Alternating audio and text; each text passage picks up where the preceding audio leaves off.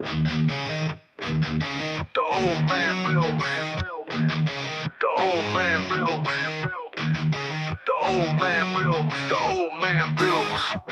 The old man builds is broken in the head. People not seeing reality has put them in the red. Where conscious and spirituality restricted from the norm and replaced with the ignorance of basic magnetic form. The geometry of God keeps running through his head. That's what makes old man builds broken in the head. The old man builds. The old man builds. Spheres of destiny are spinning in his mind, making him travel back and forth in time, battling the establishment for just a little recognition. Has him forcing the world to understand his premonition. That world will have all the technology in the end, even if it means his life will fail to instead. The old man builds. The old man builds. The old man builds. The old man builds. Hello, everyone, and welcome. My name is Nathan, otherwise known as Old Man Builds. Guys, what's going on, man? Sorry about Wednesday for all you guys out there. I had some personal stuff going on, man. My wife's grandmother passed a few weeks ago, so we were over there taking care of some important stuff going on. Anyway, with that said, man, we got a rocket show today. Joe's not here. He's out to take care of some business, so it's just me, man. But I wanted to show you guys this real quick. I've been working on this coil. You saw it probably last night, half of it anyway. It's coming along.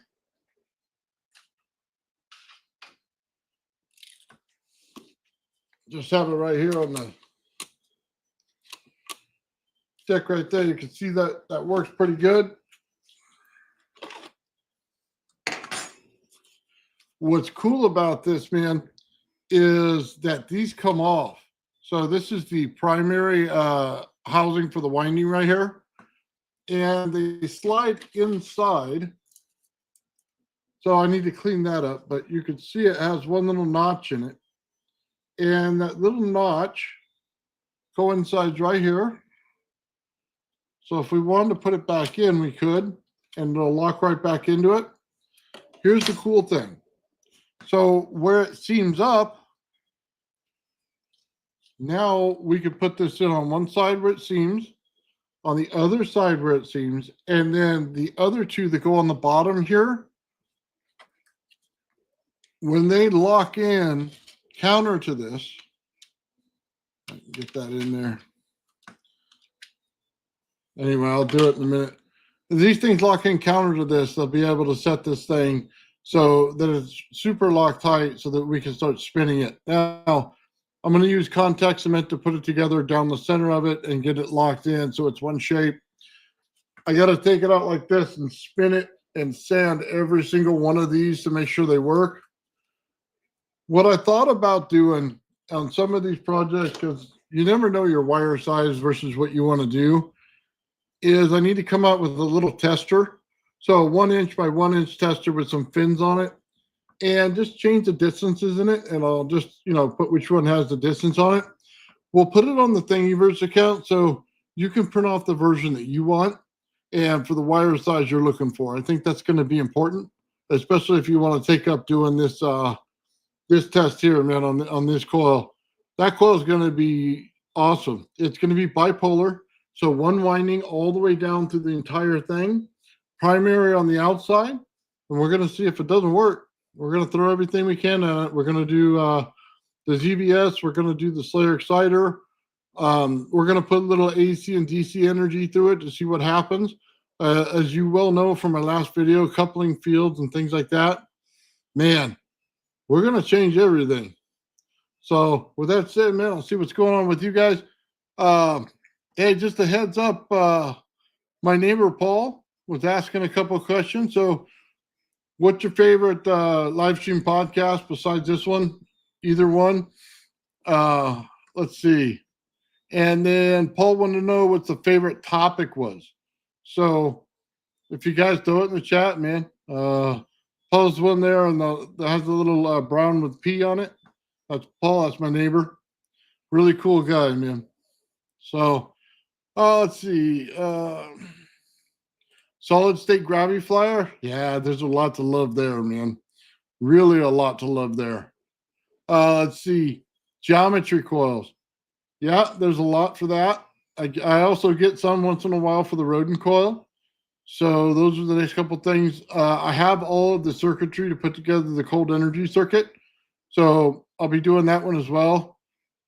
So I have, man, things are backing up on me lately. I've been cleaning out my garage. Trust me, it's not been fun, but I had to.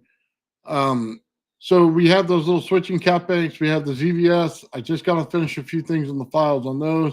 It was just basically putting, screw holes in them and then locking them together, make sure the fit's good, and it's ready to go. That's the ZVS board and everything. I'll have the test video out. I had somebody contact me on my email for that. So we'll be getting that out here. That way you guys can, decide if you guys want to purchase one of those, and I'll do a build video in case you just want to make your own. It just takes some time and some patience. It's the little tiny wires, man. They get annoying, but you could do it. Let's see what else. We got the t-shirt thing out there, man. If you guys saw the thing in the beginning of the chat, we got the t-shirts selling out there, bro. So those are awesome. Let's see. Going to asthmatic. I have no idea what that means about the puppy. I must be for somebody else. Bernie's channel is awesome. I like Bernie's channel. I like the Wi files.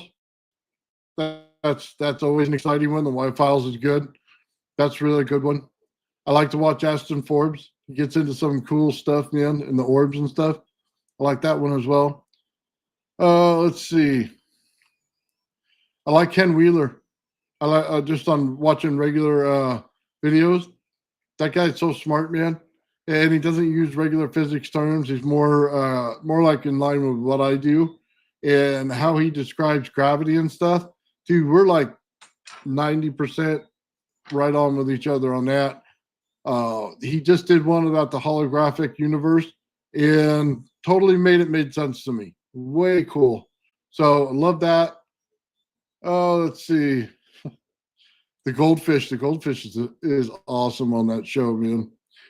You got a lot of ads now, so I kind of have to skip through the beginning of it. So that's good and bad. I wish the guy well. He makes a lot of money, so good for him. But I kind of just want to see the show, and I wish it was like 15 minutes longer or something. Anyway, the Wi-Fi was awesome. Joe Legacy, absolutely, dude. Joel's awesome, bro. He came on our program, our show, and he did some awesome work, man. Since then, I'm gonna have to have him back on. So I'll send him another message. But he came on when we first started, and he was a really good guest, man. Always a great person behind the scenes and out front. Truly, what an amazing guy. So yeah, I love that, man. Yeah, Sean's stuff is the best, dude. Sean's also a person, man. Let me tell you, he's a better person than he is an inventor, and he is one of the best inventors I've ever seen in my life. If that tells anything, yeah. Sean's really cool, bro. There's no getting around that. The dude just knows things, okay, and can pull stuff off just out of the blue. So, yeah, totally awesome. Art Bell, yeah, Paul's got it. Art Bell show, man, that was awesome back in the day. You guys remember that? Talking about Mel Hall, that dude, totally awesome. Collins, all that stuff. That guy was unique, one of a kind, man. There's not going to be another one like him. There'll be ones that do good jobs, but there's only one Art Bell. So, all right, let's take a look at something, guys. I want to explain something. Whose hole? Mel's hole. You never heard that story? So Mel had a big old hole in his backyard, and it said that they used to throw furniture and everything else in there. It's like a big trash hole. You couldn't get to the bottom of it. You couldn't hear the bottom of it when you threw something in there.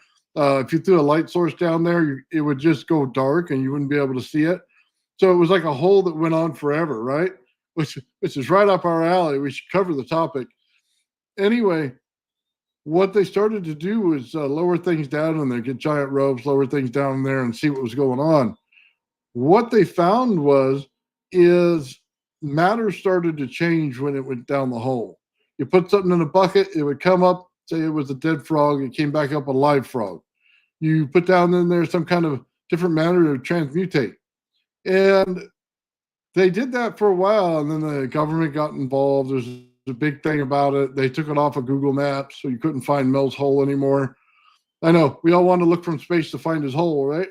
So, yeah, they did that. And then there's an Indian story where you were able to do the same thing on an Indian reservation. So, the whole premise behind it is, did they have another field under the layer of Earth that we're on, and was it able to transmutate things? Was it able to bring things to life? That was the most interesting part of the whole thing to me. It was the science aspect of it, but the story was absolutely awesome. And who doesn't love a story that talks about holes all day? I mean, you got me there, man. So anyway, that was a really cool thing.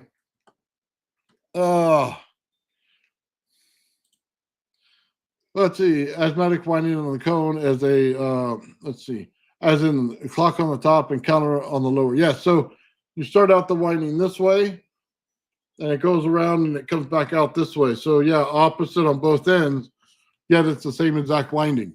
Just like a bipolar coil. And in one of those, you don't get any grounding in it. So it's just basically whatever little rod you put on the end of it, and I'm just going to put one on each side, is its own grounding, and it's its own high voltage source. So bipolar is a little bit different, and you run the winding right in the center for the number one. That's why it's set up that way with the groove part right here. So just so we understand, when this edge gets put to the bottom, when this gets sanded down, so it makes it nice and smooth, nice transition. This here is just to hold the top wire as we wind it. So it'll come down, transition, and go underneath like that. And we'll just have, like 5 or 6 wraps, or probably 6, 3 on top, 3 on the bottom. And it'll just wrap like that. But yeah, it'll be one winding all the way down. We'll have a breakout on the top, and I'll probably put just leave the end of it rounded at the bottom. But I want to do a nice top on it so that we can get a breakout on it, because I want to run this in DC and AC. And I think we're going to get totally different results on that. But that coil is awesome. So, oh man. Yeah, that was weird. Oh, yeah. Who doesn't love a good hole story? I think last night, man, if you were watching, we needed a few of those in the story because we had too many of the other things, if you know what I mean. Let's see. There's a place on Earth that acts like the sunspot do on the sun. It's plasma channel on the core. Really? Like the accelerator basically to the core. So a lot of energy goes out into the channel. Nice. Yeah, I agree with that. I think there's a channel between our planet and the sun. I don't think we can get away from that. I think it comes out of the center of our planet, basically the way we're going. And if we don't have it, it just accelerates us in the wrong direction, screws up the geometry of the planet, everything. So that's just my thought anyway. Oh, Bernie's channel, man. That was wild last night. Okay. Bernie turned 40, man. Happy birthday again, Bernie, for yesterday. That was awesome. Guys, I want to kind of explain something. I put out a video, and I just want to make sure everybody got what was going on, because we're looking to go into a solid state gravity flyer. And in order to do that, I need everybody to see what I'm seeing. So I'm going to pull up that video here.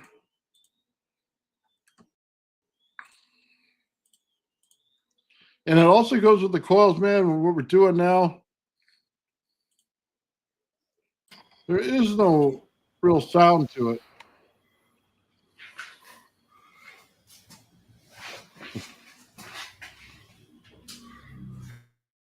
I did think, by the way,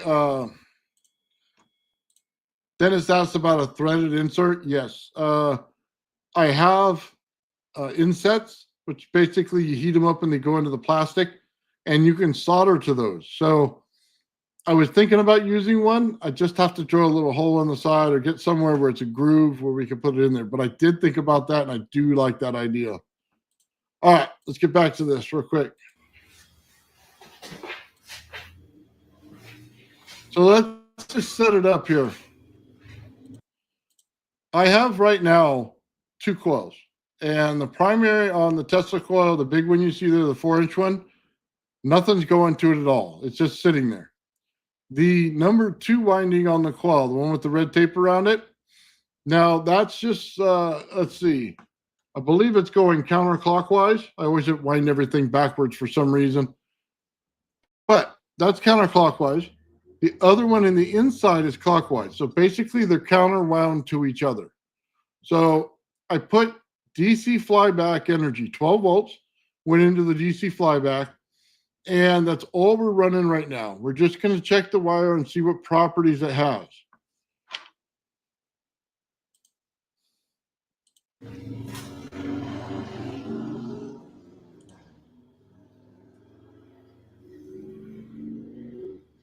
We can see that it's live. We got the energy passing through right now. You can see that spark. Now, just remember how the spark looks here. You see it breaks out quite a bit.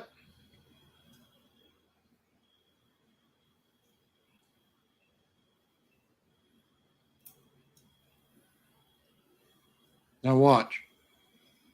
I moved it up and down a bunch of times, right? Now look what starts to happen.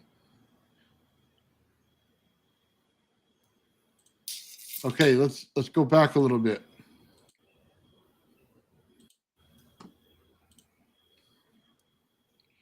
So it's not sparking over.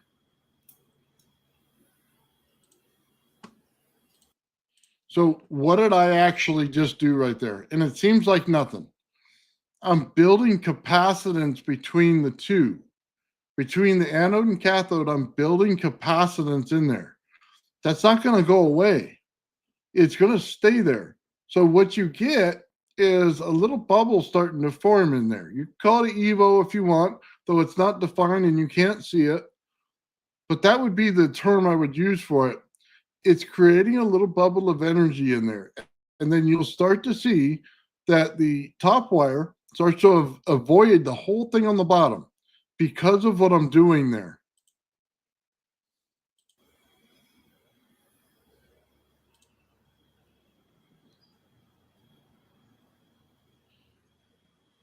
You see, it would normally be sparking over at that distance, and there it goes. Watch.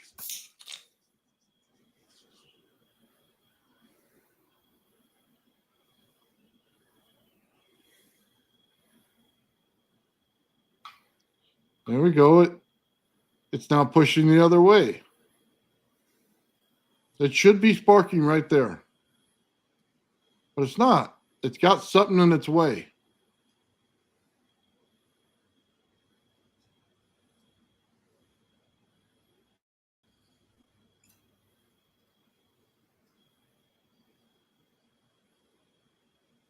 Yeah, you can see it being repelled. Absolutely.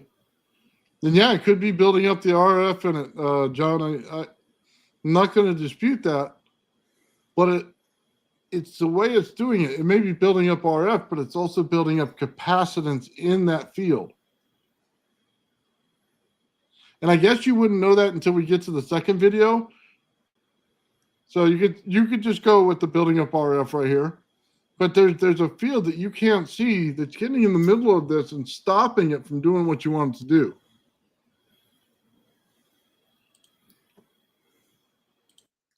Now, let's just say in this, in all fairness, anytime you have a one coil on the outside wound one direction, you wind the second one, again, they're not coupled together, okay?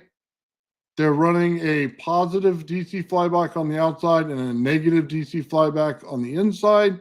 The negative has what is more magnetic properties to it. When you do the counter winding, it's negative. So it's magnetic to the outside, which would be higher voltage, if that makes sense. So you have more magnetics on the inside and a higher voltage on the outside. And in doing that, you're creating some magnetics in there, and you're amplifying them a little bit with the winding itself being counterwound to the outside. So it would be the same way you would want to build amps in a coil. There you go. Now you guys are getting it, man. We're there.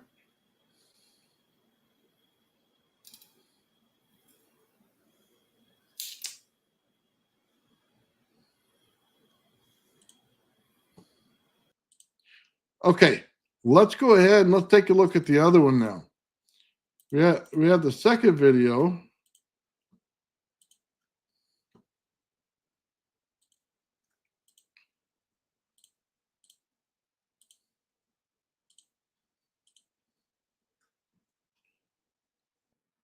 Okay, we'll set this up real quick, tell you what's going on. I have both the wound coil and the counter wound coil. Again, the primary is doing nothing. I have a Tesla coil sitting right next to it. So the Tesla coil is not on yet, but when it comes on, right on, Tim Chom, yeah, love it. When it comes on, you're going to see the energy itself change. Remember, watch the spark in the beginning and then watch the spark at the end of the video. There are two different types going on here. You'll see the interaction of the energy itself.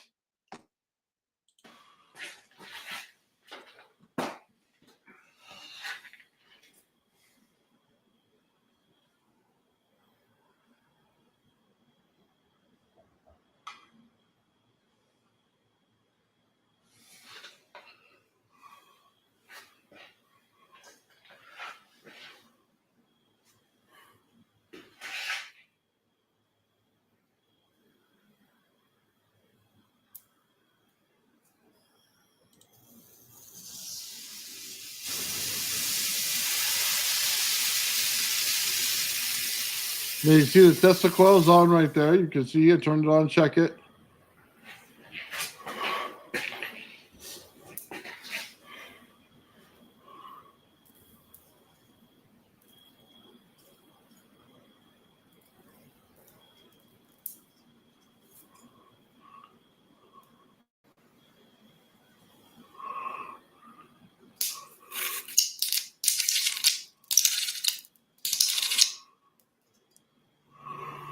Okay, we saw that energy discharge now, right? We know what it's in. Standard DC flyback, right? It's already changed as soon as I turn the Tesla coil on.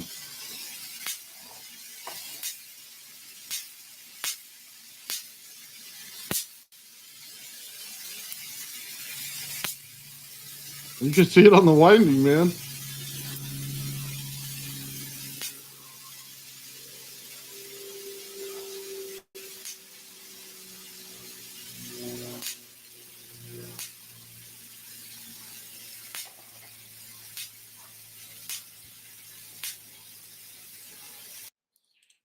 So two things happened when we did this, okay?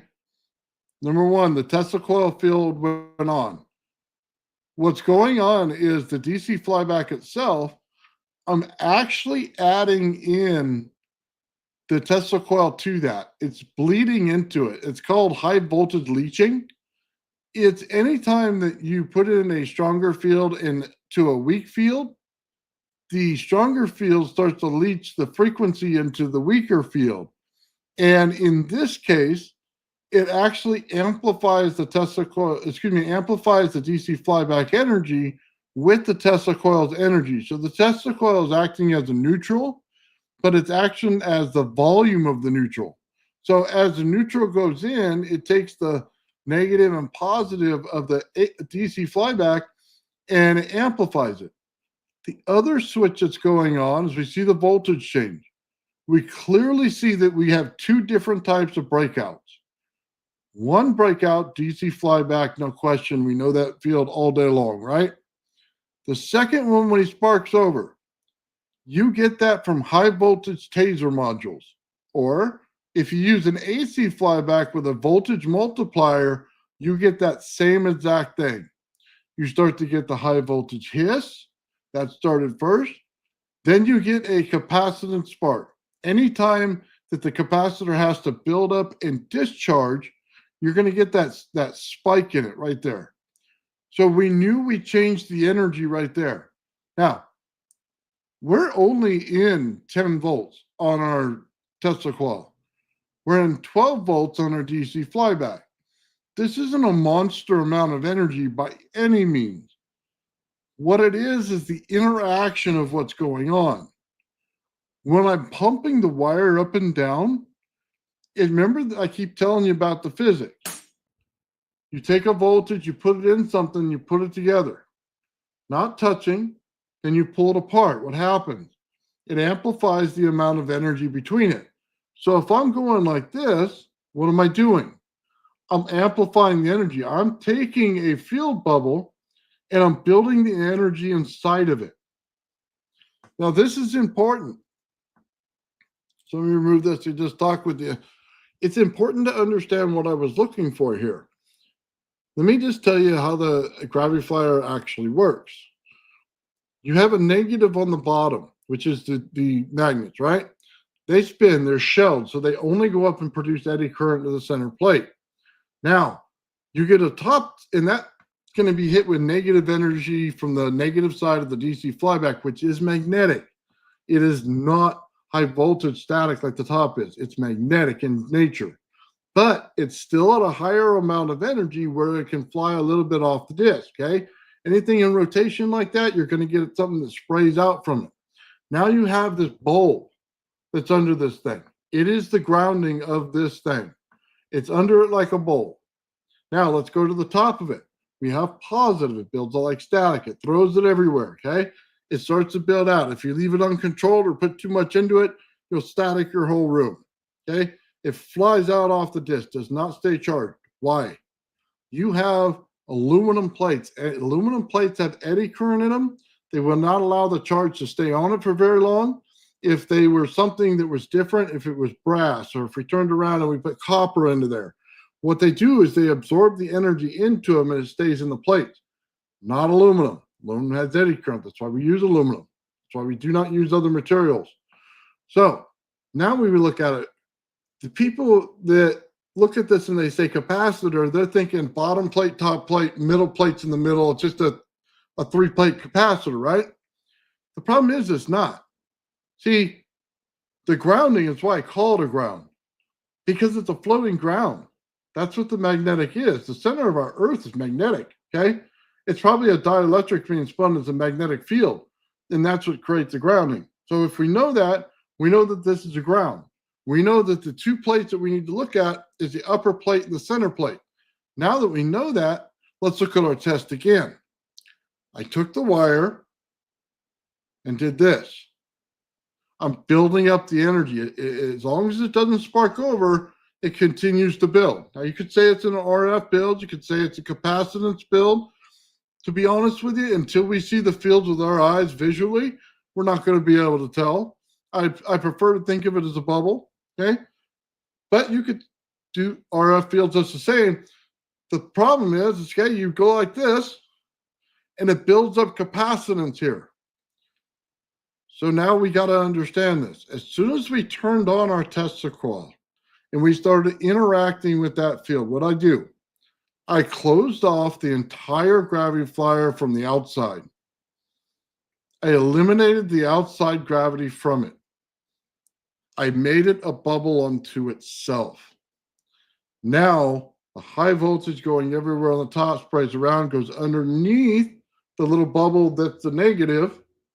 Now I got a field that spins on the inside. Same thing as my static on the disc. It spins, it spins.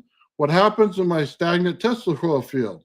As you have one thing spinning in motion, it causes friction to the other one, which causes it to counter-rotate. When it counter-rotates, you're building structure inside of it through the resonance in order to build a plasma between the two. None of it can be seen. You have to understand it in that way, and it can be proven out by, you know what I mean, how much energy you put into the high voltage top, can you get it to hold in?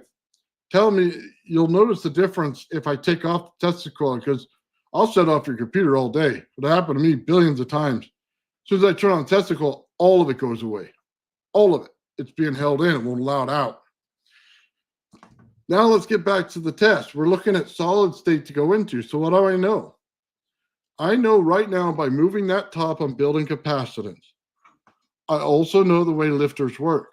You see, when you say ion win, I'm laughing because, yeah, you can make one lift on ion win, but it all is based on the weight. Once you ruin the weight ratio, you're done. But there's a second kind of lifter. As you put down energy from that wire on the top to a flat plate of aluminum foil, not sides, not open air in the center, flat plate. The energy from the top goes down to the energy on the bottom, canceling out where that wire goes. The rest of it goes back up, and it goes to chase that little wire, okay? But it can never catch it. It can never catch it, but it creates a force direction in it, right? Vector potential is what we're looking at there. That's an easy concept to understand, right? We got vector potential, we got energy, we have structured fields. Why do we need so much energy in that bubble? Well, see, that's kind of the point, isn't it? We take the top plate, and as we bounce it down, we're building capacitance. We're taking out any DC component there was. Anything that you thought could be DC is gone. It is all AC now. But understand this. I have one phase below in my grounding. I have a phase above and a phase in the middle for my Tesla coil. I have 3 phases in there. It's not in the conventional 3-phase pattern. When I put it on my oscilloscope, you can see it as 3-phase, but it's not necessarily 3-phase in a pattern like you would traditionally understand. When you build capacitance in that bubble, here's the key. As you build volume that doesn't break, but you continue to feed the volume because you've never turned off the energy. You let it go, but it cannot escape that outside field. Now you're compressing it. What are you doing? You're creating a pump. You're literally pumping the Tesla coil field right there. You're pulling in more energy. See, that's why the gravity flyer has to be on the ground, because as it's on the ground, I'm now pumping energy out of the ground into the field.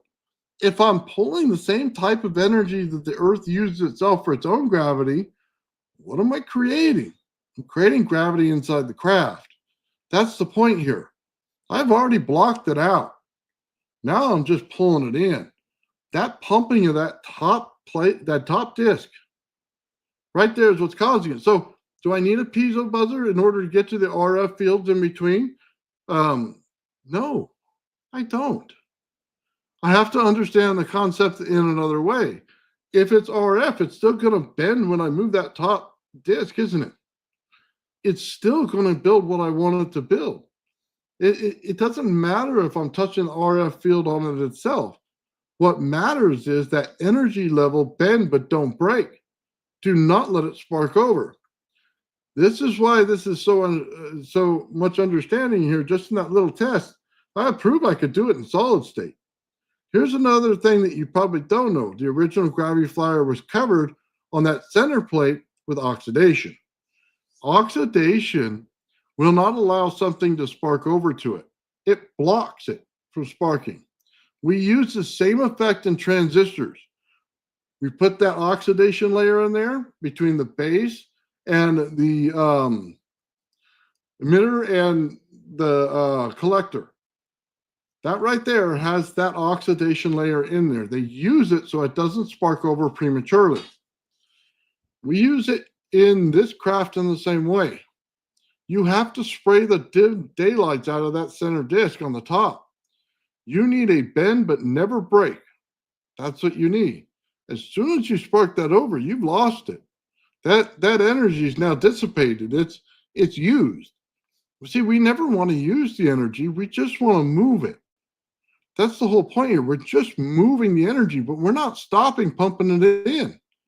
That's the thing. We're completely just forcing this energy to stay there. That's the point. That's why, I mean, you got to ask yourself, for anybody who's worked with this energy, mass is your enemy. You hook it to something with mass and your field dissipates. The lights don't turn on no more. So what happens when you hang it to 3 pounds of mass, which is a gravity flyer? Well, you get a 2-inch field from it. That's, I mean, everybody who's done it can tell you that. Why do I get a 3-foot field? That's the question you should ask. Why is old man over there getting 3 feet and I'm getting 2 inches? Well, the old man understood that there's a field bubble there. And because I understood that there was a field bubble there, I knew how to control it. And I knew how to control the DC flyback. And I know how to control the Tesla coil to keep them at a distance together, moving this and this, this and this. This is all I'm doing. They're in counter rotation to each other. Okay? You have ionization going on inside of the craft, so you're literally getting ready to break up molecules. At some point in there, man, everything that's not supposed to be in there will leave as gas. We've seen it in Alexi's test. I've seen it in my own test. It comes out that way. This thing is basically building capacitance, just like your little lifter does, okay? The top wire to that plate. The difference is you see an energy flow going like this, and you're not seeing the capacitance that's building in the center. But you know when it sparks over, it's game over, right? We've all seen it. Lifter goes down, no problem. Just start over. Well, it's the same thing here. What did I eliminate? Well, in order to get rid of the piezo buzzer, all you need is solenoids. That's it. You turn them on, that plate here goes down, pops back up. Turn it on, boom, does it again. Turn it on, boom, does it again. Does it again, right? I don't have to play around with piezo buzzer anymore. I don't have to blow out my hearing aids. That thing was junk from the start. I properly understood what I was trying to do. That's why when we said we go to solid state, you see the resemblance.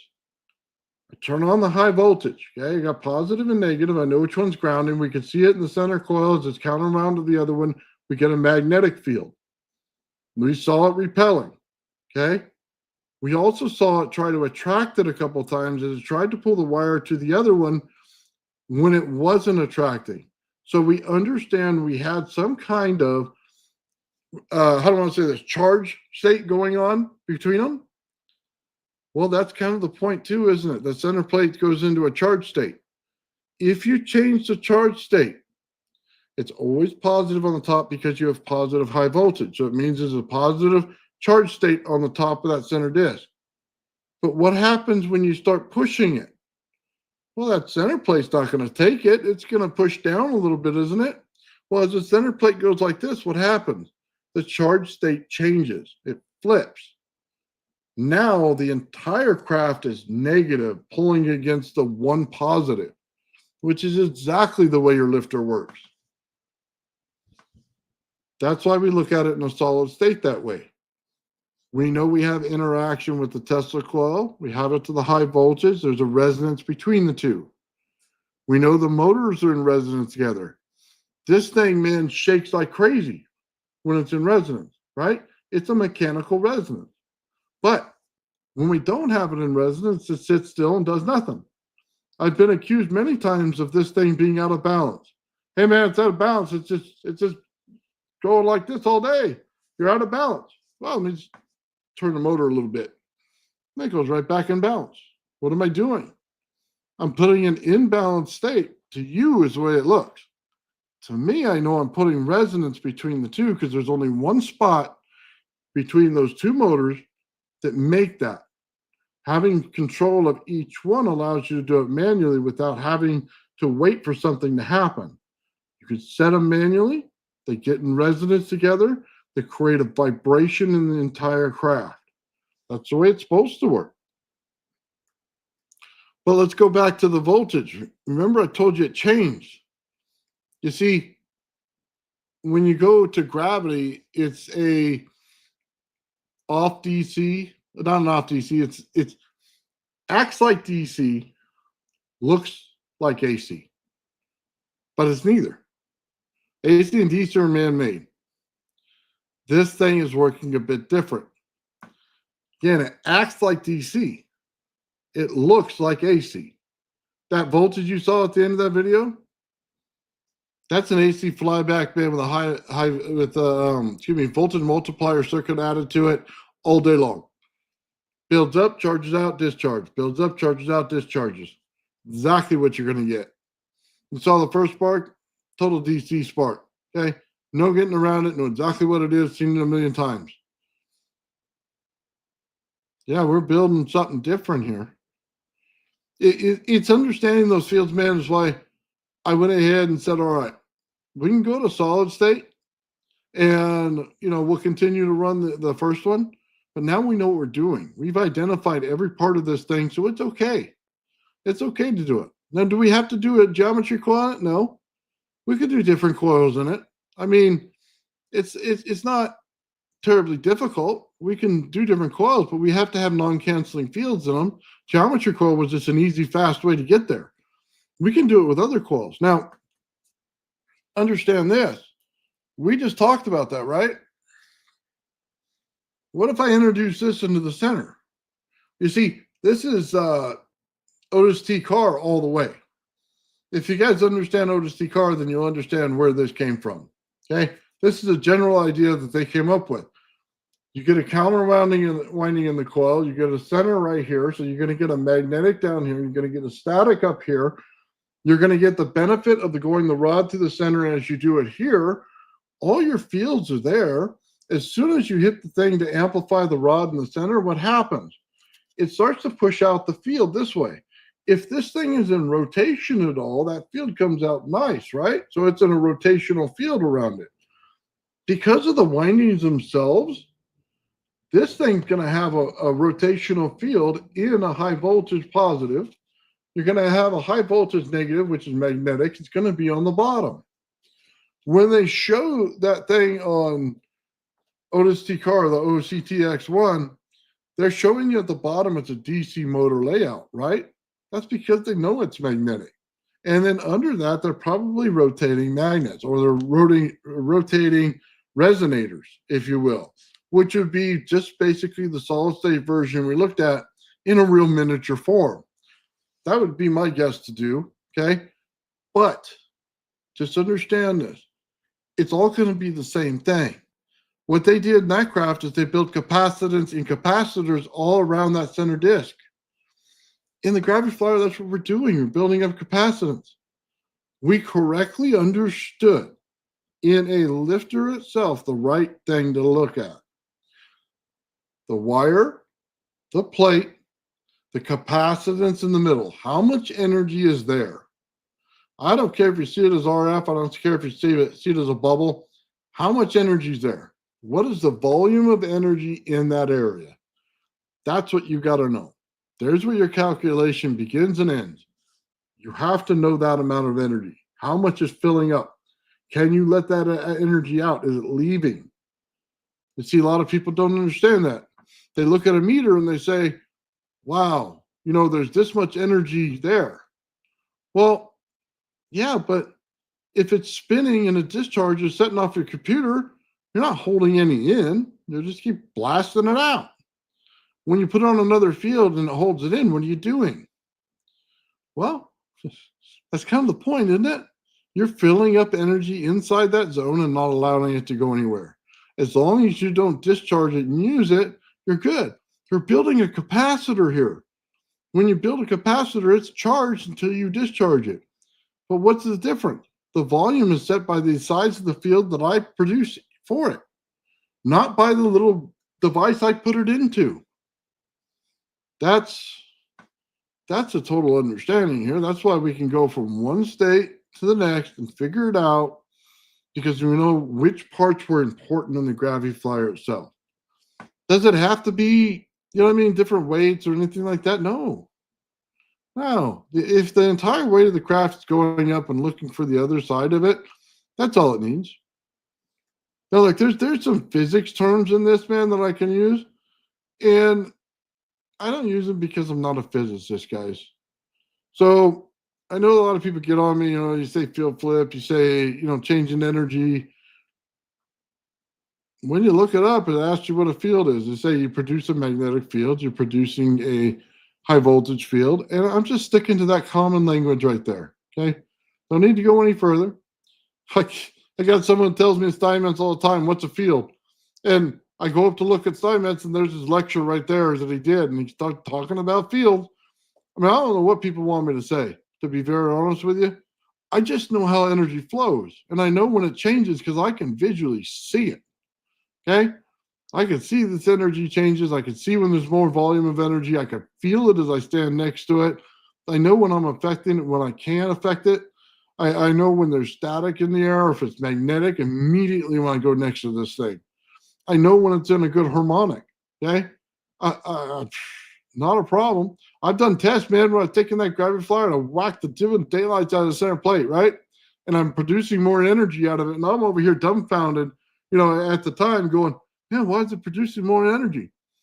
Not once do I think to myself, hey, Nathan, you just took the center plate and you pushed it up against that upper plate and back down. And in doing that, you're building capacitance in there.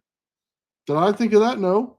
But did the energy last for a long time? It did until I turned the whole thing off. What's the thing with the piezo? I'll just explain this real quick. If you look at it the way John does and you say, okay, these are RF fields, right? And then it builds out in layering like this. And you say there's another field that comes out and builds out in RF and it's layering. What do you have to do? You have to interact the two layering fields. That's what you have to do. The piezo has to come down and hit it right there on the same layer that the other layer is already building out, right? So if you see it in an RF field, then it's easy to understand it with the piezo. You get them put into the same field right there. What happened? They push it down and they cause flex. That's what the piezo does. Okay. When they interact, they get with the frequency and they shoot the frequency through the roof. Do you need the heavy frequency there? No, not at all. It's a misnomer. Frequency is a misnomer to people. They think you need the highest frequency in the world, and you don't.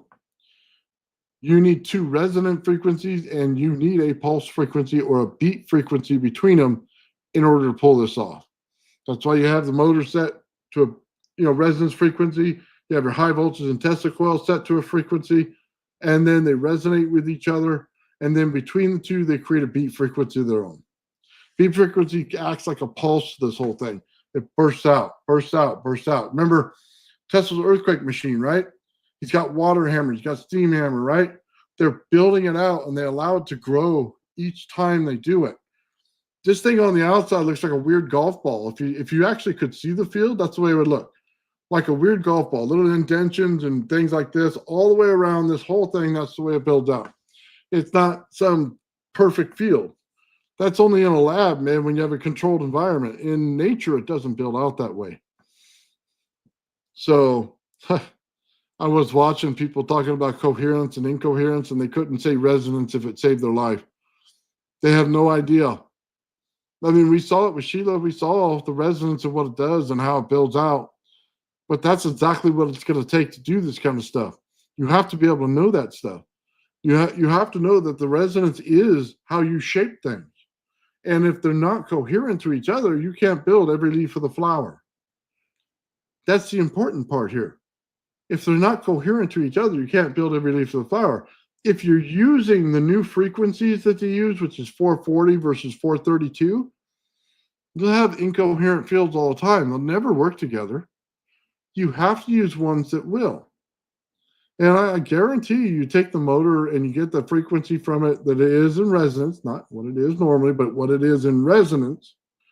And you take that and you take that outside Tesla coil and you find out what it is in resonance with the high voltage, which it does change the resonance, by the way, just so you know.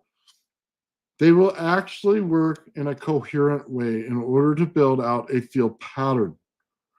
See, I think a lot of people think that might be mumbo jumbo, but I think everybody here knows exactly what it is. We've been talking about this forever. Yeah. We We have a further understanding of all of it, man. So that's why I'm okay to go to solid state right now. I have set up right now those solenoids on my gravity flyer. We'll know right away. I guarantee you, this thing's gonna pop off the ground, no problem. It just is. I don't have to wait all day. See, I know how to build that field. 30 minutes, man, I'll have that sucker popping. So I just got to be able to get back to the project. But that's what it does. That's what it does. I mean, you talk about where's the energy. Well, how much can you store in that field? That's why I like to see it as a bubble instead of saying just RF, because it's still holding it in. Now, could that be in a little bit right there just between the disc and the center plate? Yeah. Could it be building out further? Sure, it could. Do I know which one? Well, none of us do until we're able to see it, right? We can generally say, yes, I like to see it. It looks better here. It could be built out to here. And none of us are going to know that until we see it. I mean, when we get special goggles and we'll be able to see everything, man, everything will be revealed, right? We'll see everything. We'll see the resonance pattern working together. We'll see this whole thing. Did anybody ever know that they're there? No. They can't tell you conclusively. They can tell you as they build them out and they show them at each individual part what they do. Can they show you it? No, because we'd all be seeing it and we all would have been a lot further by now, right? So we just have to understand what each thing does and what each thing builds out to be. So that's kind of, that's the thing on that. I wanted to make sure I went over those videos because they're not real self-explanatory. I left it out there so that people can actually say, hey, this is what I think it is. You know what I mean? Which field did you pick up on? Which thing did you like to look at? You know what I mean? Did you notice the spark was different? Did you see that there was capacitance been built in when I moved it down? Did you see any of that? I mean, that's why I left no words to it. People get on me for the words I use, but hey, look at it yourself. You could say, well, what you're doing is you're amplifying the dielectric field in between the two. Well, yeah, I am. Yeah. I won't lie to you. That's kind of like what it's doing, isn't it? It's like saying that your dielectric field builds out, with RF into it. Yeah, maybe. Maybe. I mean, I don't think these things are well defined at all. It kind of breaks your mind when you say, okay, I got a magnet and I spin it and I get a field, right? But if I asked you if there's any radiant field to it, you'll tell me no. Well, what is radiant? Radiant just means that it builds out in an energy field. That's all it means. Is it building out a specific way to an energy field at a distance? Yes, it is. If you spun an electric, does it produce a magnetic field? Yeah, it does. If we just took a bunch of high voltage, put it in the center of the earth, man, we start spinning it and stuff, we're going to produce a magnetic field out of it. There's no question. It's going to go right across it. What is it going to look like? It's going to look like RF. When you compress RF, can you see the lines anymore? No. Is it something that you can interact with if you don't know how? No. When it opens up in RF bands, you can interact with it because you can see it. You see, that's the tricky thing about this whole thing. I don't think it's any more than RF out there in the way that gravity works. You're just compressing it to the point where you can't see it. It's on a different scale. You see, that's I think gravity is a lot easier than people think it is. It's energy. You say, well, no, it's mass and inertia. Are you sure? Because I think it's energy. I think it's energy creating mass. You take light, you can create mass. You can create physical things out of light. Why? Because it has all of the stuff in it. It has a static, magnetic, and it has a radiant field in it. And you did it over there by ionizing it, breaking apart the molecules themselves, putting them back together to something else. That's how you create matter. Well, what's the transition from all those things to matter? It's plasma. You see, you distinguish plasma differently than probably I do. You say plasma's clear, we can't see it, it's out in space all the time. But then when I ask you what's coming off the sun, you say, well, it's a plasma discharge. Well, is that plasma discharge in a solid state or is it in a clear state where you can't see it? Well, see, it's a solid state. So it's transitioning based on what you're putting into it and a volume of energy, right? Not a volume of electricity, it's a volume of energy. We see it in the lab. You take your anode and cathode and you put it in there with a spark gap, you're going to transmutate what comes on the other side of the cathode, right? Because the anode's always throwing things at it. It could just throw a spark. But then if you look at it under a very small microscope, you're going to find out that you're going to transmutate and create that ball that you always see show up on your cathode, okay? That little ball has transmutation in it. Probably a lot of people don't know that. Yeah, it changes how things work because you're already transmutating and as soon as you put it in there. That's the state. Now, you can go out here and there's going to be, I got a whole video on it, man. And they start talking about that state. They start talking about how it's a gravity wave in there. Well, yeah, all energy can create a small amount of lift in gravity. I don't know if you know that or not. You can put amps in there and it'll create a small amount of lift, or on a scale, it'll have weight reduction, is the way I should say it. You can put AC in there and you can run it in a 3-phase and it'll create a small amount of, you know, it'll lessen the amount on the scale. All of the energy does it. The problem is you're not breaking into the correct energy that the earth works in order to change that. You create a little bit, you're going within there just a tiny bit. It's a weight reduction on your scale. Okay, you got a gram, maybe a little less. That's it. You're never going to get past it because anti-gravity is not about weight reduction. It's about being in the field and moving the energy in that field to somewhere else. Yeah, I mean, vector direction potential, I believe is what they call it. You're just moving energy. That's it. Yeah. Yeah, the Earth is a reflection of the energy above.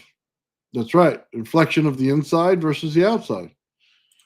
That's why it's important to know that if you spin an electric, you get a magnetic field. Well, I need you to understand this. There are certain things in history that tells you the same thing. If you take an Aachen, right? You take the Egyptian cross, got round on the top, okay, like an egg shape, a little bit. It's got a T-bar, okay, but it builds out like this. Very specific way they do this, and they showed it on one picture, okay? But then it has like this. So what is that? So let's break it down in some kind of a energy term. If I told you that we have a vortex built on the bottom, I told you right now that we have a build out. So we have a primary and a Tesla coil. And I told you we had an egg shape and I just built it out in a Tesla coil field, right? Wrapped it in winding, that little egg shape, right? It also shows in there that we have crystals in there. Now, let's start to make this make sense. If I took that same thing and I doubled it, I got two. I'm going to take this to turn it 180 degrees. So it's opposite of this one now. The round parts on here, the little bars down here. On this one, the round parts here, the bars here. Now I'm going to set them over top of each other. That creates the infinity symbol right there, just like two light bulbs do. Infinity symbol. You have the part that builds out, okay? It's all heat in there. You're right there, have your magnetics. Now you have these two teardrops, right? They're in resonance with each other. They're in resonance with each other because they know that crystal is the perfect oscillator. 1 to 1, 1 to 1, 1 to 1. Everything starts with 1 to 1. Everything starts in oscillation. Your ratio always starts from 1 to 1. Always in oscillation. Then it builds out fractally as you move up. Okay? Well, this isn't a lie, man. You get a vortex between the two. We see it coming out of the top of the earth and out of the bottom of the earth. There's no getting around it. The ancient Egyptians knew this. They knew it. They had it. They knew exactly what to put in that symbol of that Aachen. Here's another thing for you. Take the Aachen, hold it, flick the top. It starts ringing. Strange effect, right? Why would that thing ring? I don't know, maybe because it's supposed to ring. Maybe because if you put one upside down to the other, you're basically going to ring both sides 1 to 1, 1 to 1, 1 to 1. Okay. Fibonacci sequence, everyone? Anyone? Anybody understand fractal geometry? Yeah, it's going to work the same way, buddy. Okay. I say this because all this stuff is relatively simple to understand. The problem with understanding all this is when you have such dogma on words, when you can't get out of your head the words that are said and always got to correct it right away. It's like the person that reads a story while doing a spelling check. You have no idea what that story told you. You didn't listen. You corrected the words, but you didn't listen one bit. Okay? That's the hard part. I know it when people do it because I get, everybody gets a response. Oh, well, you said this wrong. You said it's a field. It's not supposed to be a field. This right here is an electron, and it's got to go into the hole over here. That's the way it's proper. That's the way it's supposed to be said. Hey, you said frequencies with a Y instead of an IES. Man, you need to get your spelling straight if you're going to be able to do this. I mean, look, what do you want me to tell you, man? Did you understand what I did? Because you didn't. See, you were too busy correcting me based on the terminology in your own skull. You couldn't figure out that I actually told you how to do it. You see, I may not use the best words in the world, and I understand that, okay? Because they don't sit with yours, but they describe an action that's happening in front of you. And if you can get past that and see the action, you'll see it. A lot of people don't see that. A lot of people like to correct me and say, oh man, no, Tesla didn't see it that way. Tesla didn't see it that way. I have no idea what you did in the experiment, but Tesla didn't see it that way. Well, that's great. That's amazing. I don't even use a real Tesla coil. I use an Odin coil. I mean, fantastic. Great that he quotes it that way, but it doesn't mean you're right. It means that you can identify what the words are that were said. You have no idea how to identify the experiment because you didn't even talk about it. It's something that, you know what I mean? You got to understand. Look, just turn off the words, man. Just hit mute. Just hit mute and then watch it. Tell me what you're saying in it. You know what I mean? Just do it that way. If that's the way it's going to get you through it, man, where you could say, okay, I see this as this. It makes sense in my head as this. I could see he's transferring this or he's doing this. Hey, I'm all good, man. Okay? I'm all good. I'm not out here to argue with people. I'm just here to get you to understand, hey, there's a different way to look at things. That's it. I'm a common person with common terms, but I can make things work, and I continue to make things work time and time again because I understand what I'm doing.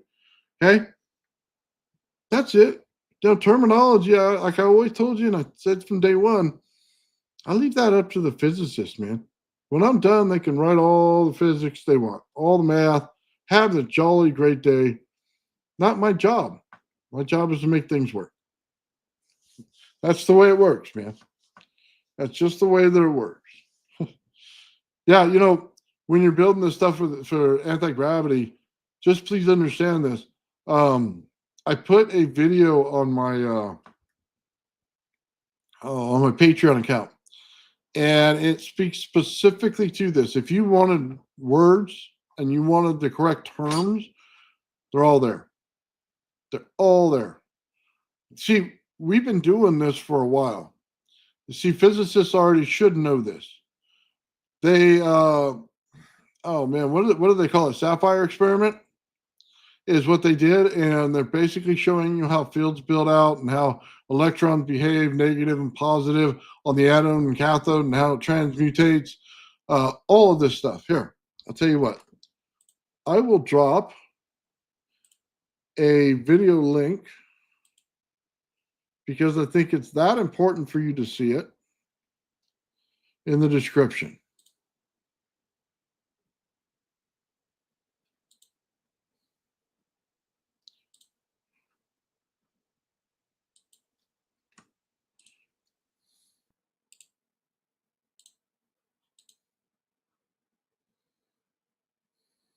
There we go. There's the video link, guys. I guarantee you, if you've watched any of my stuff and you watch it, it's all the terms you're looking for, but the exact same project. The biggest difference, guys, is I don't need the shell. I don't need the vacuum chamber. I use the surrounding air as those things already. Yeah, it's something to behold when you really think about what I'm actually accomplishing versus what they're doing. And I'll say this, guys, the electrical universe, I love all the theories in it. I don't like the way that it's said. You should never say electrical because it's the first thing people think. They do it to me. This is why I say this. They're going to define electrical for you. First thing they're going to do. I'm an electrician. I know exactly how that works. Man, I work with transistors all day. I know exactly how that works. No, because it's not electric, it's energy. And energy takes every form there is. You cannot create or destroy it. Therefore, all you're doing is pulling it in and harnessing the energy. So you just have to understand that. It should be all of it called the energy state. And if you can create matter out of light, you're in an energy world. Whether you like to admit that or not, it's energy. So all your mutations, all of it. You go, well, no, we can't be energy state. It's got to be atoms. Well, what the hell do you think atoms are made of? What is your electron in your atom made of? Is it spooky boogeyman juice? I mean, what the hell do you think it is? It's an electrical discharge in order to balance your system. That's what it is. I mean, for God's sakes, man, it's right there in front of you. And I always say this, man, electrons are resistance in your system. Why? The electrons are always resistance in your system. It builds out into a magnetic field. It's that resistance that gives you that part that builds out. They're not supposed to be in everything. You see, that's a misunderstanding of how things work because you can get cold currents. You can get magnetic fields without all the heat. You can get all of it. You see, that's part of physics that they don't want to, own up to. There is a second side to it. And in that video, by the way, room temperature superconductors, when you can control your experiment and make it 0 or less, you have a room temperature superconductor. Well, what happens when you start running this energy in there with the center of the Tesla coil and you get it down to say, nothing there? And you're able to take it and pull the energy out of it and let it continuously run after that. And it starts to self-oscillate. Well, are you having a lot of heat in there? No, the temperature in your coil goes down. As your temperature coil goes down, you start to become a conductor or room temperature superconductor because just like Floyd Sweet did, he's letting the oscillation do the work for free. When you put the razor blade on the magnet and goes like this, and it does it all day for free, you have free oscillation. When you have free oscillation going on in there, you have the ability to have 0-point energy. Just think about that for a minute. When I tell you the crystal is the perfect oscillator, and I tell you in Egypt that they go and oscillate them back and forth, back and forth, back and forth, and I tell you that that's producing the energy fields that you're getting. You're getting the oscillation for free. You got free energy. You have a 0-point building up, okay? That's what's going on here. If the energy in the system is trapped and can go nowhere in a little bubble, guess what? It keeps filling up because you keep oscillating it. When you oscillate it, you're interacting with your environment. Not a lot of people realize that. The resonance itself is interacting with your environment. When you set up a coil separate from the original coil and you get plasma coming out of those coils and you get energy that produces light, guys, it's got to come from somewhere. Your distance in your coil cannot reach that coil. If you are at a 3-foot field coming out of your Tesla coil and you have something 10 feet away that turns on, but it happens to have the same exact frequency, You are quantum entangling the two.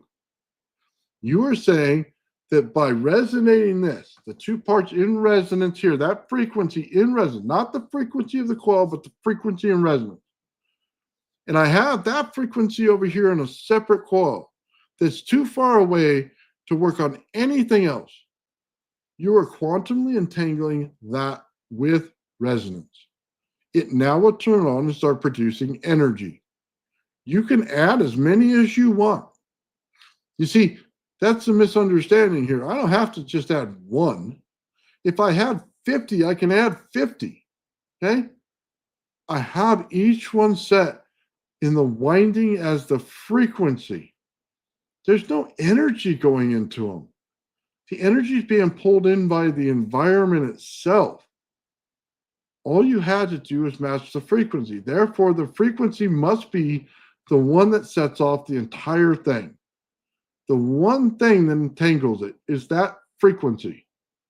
Without it, that other coil over there by itself with no power to it should never turn on. Never. Should never even think about turning it on. Okay? There's no reason for it to turn on. There's no ground wire to it. There's no primary to it. It's just a coil by itself. It has no connection to anything. Yet it pulls in energy. As soon as you set something off in resonance in that room, it has to be entangled. It's the definition of an entanglement. How does one thing with no interaction with the other make the other one work? It has to be entangled. Yeah. Look, I'm just telling you that this stuff, it works that way. When they start talking about things, in structure, they're building out in resonance structure. Sheila tells you that all day. You can go watch her thing and look at the actual ratio she's talking about, the volume of energy she's talking about, all of it. All of it matters. It is a simple lock. We're turning it one way, we're turning it the other. We're finding the resonant frequency. We're finding the resonant frequency that matches it in order to build out a coherent pattern. As you build that pattern, anything in that pattern's area can take on the energy from it if it matches the frequency of the pattern. In any state that it's in, one leaf of the flower itself can be in one resonance frequency, another leaf can be in another resonance frequency. It controls where they lay out and everything right there.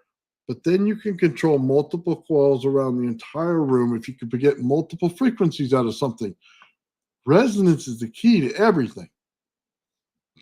Flat out. We don't work without it. God spoke the word and we got resonance.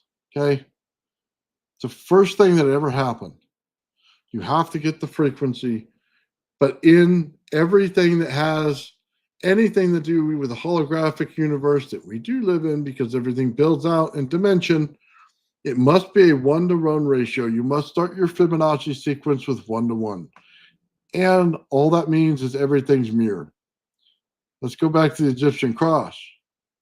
When I told you to turn it 180 degrees, I basically told you to take a two-way mirror and shove it right in the center of that thing.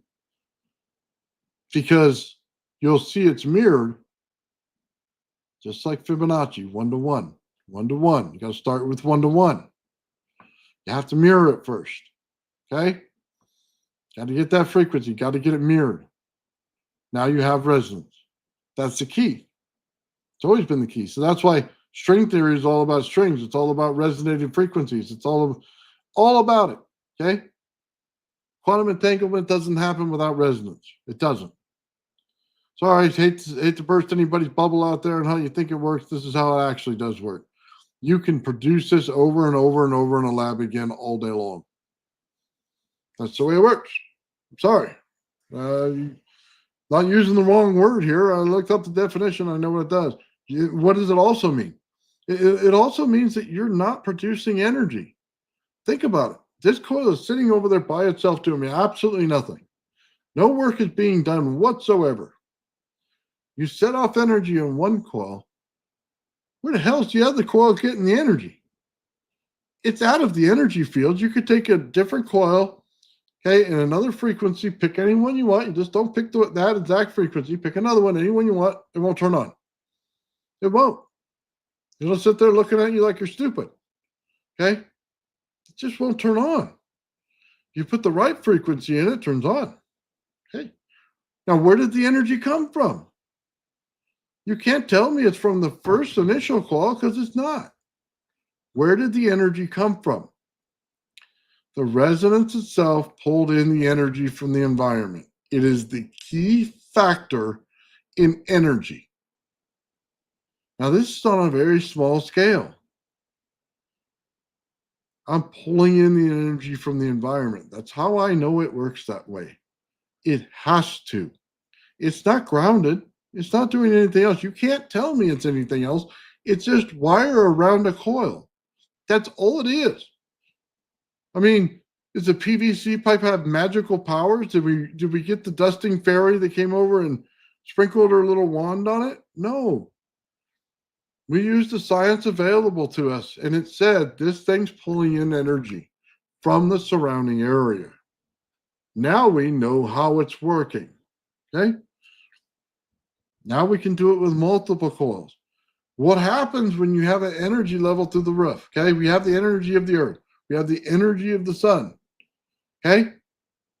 You're going to get the same thing going on. The primary driver putting off 1 billion times the energy of the planet, right? I don't know if that's the number or not, but let's just say it is, okay? Just saying that the energy of the sun is much more massive than the energy of the planet, okay?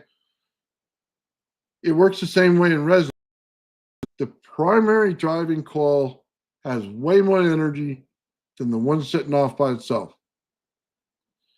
If you can understand that, you know that the earth and the sun are quantumly entangled to each other based on the same theory, okay? But the earth has less energy than the sun itself. It works out. It works out. I know everybody wants to tell me about waves. Just please understand this. It's the resonance itself. It's not wave interactions. You're only thinking in transverse.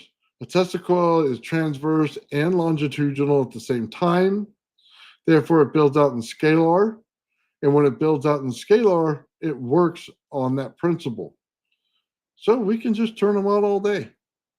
The sun is quantumly entangled to every single planet. There's a spot on the sun for every single planet, and they're all entangled to it. Builds out an energy field from the center, guys, just like your number one coil would on a Tesla coil. If we build 2 teardrops, okay, in a figure 8 pattern, okay, sorry, to drawing awful. Just do that, right? Do a figure 8. My hands are all screwed up apparently. Then we put a primary in the center. We can oscillate between the two all day. It's a simple thing. Now, is the geometry built out from the one we're doing here? Yeah, it is. It was like this was being placed on top of this, right? And this is why we see it in lab experiments this way. If I went like this, you'd probably understand a little better. Now, there's experiments out there in physics that show this. They show that you have a top funneling. So they take magnets and they place it in this little round thing, right? And then you get this right on the top. You get an anode on the top, cathode on the bottom. It builds out an energy in the center. What does the center energy look like? It looks like this, right? Because as it pulls in through the vortex, it builds out as it goes down as a diamond shape, right? That's the way it builds. The rotation holds in the energy in the center. They call it a null zone. I don't think that it's null. I think it's where things aren't moving the same way that we're moving in our understanding of movement. I agree with that, but I think it's everything. It shreds everything going through those vortexes, okay? It ionizes, it breaks it up. All the molecules break up. So you have everything in the center because it has to rebuild itself on the outside. Again, 1 to 1. Okay. One tears it apart, the other one builds it. That's why scientists say black holes and white holes. You know what I mean? Are you sucking it into the black hole and you're blowing it out to the white hole? I mean, is that what really is going on here? I mean, that's kind of what they're saying sometimes, right? Is there dark energy out there? Well, yeah, but it's not in anything that you can get to. You see, that's the thing. That's why I tell you the quantumly entangled. So if you got the resonance frequency that's going on and not the beat frequency, which by the way is what everybody quotes when they say the frequency of the earth, they're quoting the beat frequency, they're not quoting the resonance frequency. You get the resonance frequency between the sun and the earth, right? You basically could stick up a little antenna in between them and have power. Think about that. That's the way it's working. Could it build out an RF in between them where you can't see the RF? Well, see, that's the point here. Yes, it can. Can it go in those little lanes 100%? Yeah, it can flow. Would it look flat? No. It may build out like your little wave. I don't have any problem with that. But it's going to build out in between them. When we see it, when we do Tesla coils, we take one Tesla coil here, we put another one here, and then we say, okay, all we want to do is run one to the next, and we want to put them as far apart as we can, and can we get them running? And yeah, you can. They call it scalar Tesla coil. I mean, why would they call it that? Think about it. Why would they call it that? You're building out a field that builds out like this, and there's energy levels, then it drops off. Well, you say, well, that's scalar. We can mathematically prove it. We can write the frequencies on it. We can write the distance. We can write the temperature differential. Okay, we could do the math. All right. What's the other part you're not talking about? The same part Beard's talking about. When you get past that point, what does it do? It goes into a compressed line. When it goes into a compressed line, what does it do? It goes from one to the next, and it produces the energy over here and energy over here because of quantum entanglement. That's your entanglement line. That's it. I mean, we built the experiments. We just don't understand them properly. Apparently, I thought we did. I thought everybody could tell me the same thing when I looked at it and said, "Hey, they're entangled to each other, Nathan. That's how they're working. That's how you get the scalar fields. That's how they build out." When I turn on, different videos, they're not telling me that at all. They try to bring me down a whole nother rabbit hole, and I'm like, "Well, buddy, I'm telling you right now, when I turn the sucker on, I know how it's working, and you're not right. Okay, it's not working the way you're saying it is. Okay, yeah." Kayla, somebody tried to school me one day on how it was. It's like, fuck you, I built it. I literally built it, and I could show it to you. Your book definition doesn't cover all of it. I mean, that's maybe where we need to start. It doesn't. It doesn't cover all of it. I mean, it doesn't even come close. There's people who write whole entire books on the subject, man, and they still don't have it all figured out. So when you quote me a definition, man, you better be quoting me more than a book because you're not understanding it the way I do. When I tell you there's three fields in the way they build out, I'm just describing actions, okay? I'm saying that there's an electrical field that builds out. I'm saying there's a magnetic field that builds out. How do they build out? They build out radiantly, which basically means they build out in a field that comes out from it at a distance, okay, that has an amount of power that's placed to it, okay? It's radiant. What do I also know? If you compress that field, it turns into radiation. You could tell me it doesn't, but it doesn't. I got zapped with it a couple days ago. I got a giant radiation field zapping me right in the face. So, I mean, we create X-rays out of it. If you guys haven't seen it yet, they've already done it. MWO machine, what is it doing? It's creating two separate resonance frequencies that creates a beat frequency in the center. Why? Well, it's like listening to speakers in your headset. They put in frequencies, but they have no beat frequency between them. In order to get to the part in the middle, you better have a beat frequency, okay? Which means they must resonate to each other to create the beat frequency. And I'm not talking about somebody in the background, boom, boom, boom, boom. No, that's not a beat frequency. That's not the way it's intended, okay? It is the amplification of the energy inside of it. That's what has to resonate in order to make it work. That's why the MWO machine is built out the way it is. You have two separate frequencies. You're using Odin coils to put it together, not Tesla coils.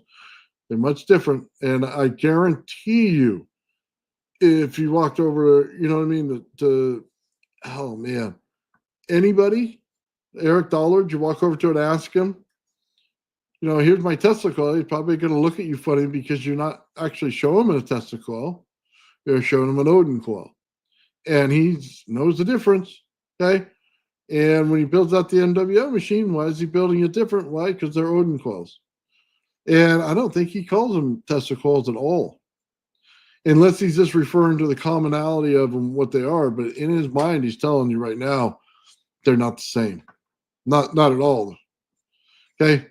They run a one-wire Tesla coil. It's called a antenna. Yeah. There's a big difference in the way they look, too. How they're built out, how they look. What's the difference? The Odin coil itself works better in certain situations. If I want to pump energy out of the ground, Odin coils are my choice. Okay. If I want to do light bulbs at a further distance based on the field, I'm using a Tesla coil. Okay. Because it's an antenna, it's putting RF everywhere, and the RF I can pick up at a longer distance and light bulbs from it. It's for the same reason that you can take a CB radio and turn on light bulbs from it. Go right over to the antenna of a CB radio, have it turned on, and you can turn on fluorescent lights from it. It's the RF that builds out from it. Same concept. Okay. So there's a lot of things out there, man, that yeah. Third coil in the patent, and basically, if you're looking at an Odin coil and you put in a third coil in there, it's an amperage coil. That's what it is. It pulls out a ton of heat, and it regulates the field. So if you have nothing in the center and you want to regulate the field, make it more steady, you put a third coil and then it's attached to absolutely nothing.